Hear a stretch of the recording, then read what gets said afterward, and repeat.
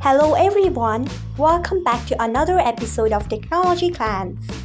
Today in this video, I am going to guide you through how you can enable Fade and Start on MX Player. So let's get started. Firstly, open MX Player app in your device. Then tap on your profile icon if you haven't.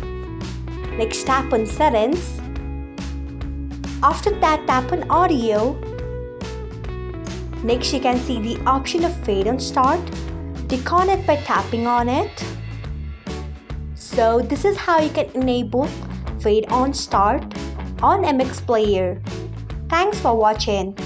If you found this guide helpful, we would love it if you hit the thumbs up button below. We upload great new tech tutorials like this one every day, so do not forget to subscribe to our channel and hit the bell icon so that you will never miss another update.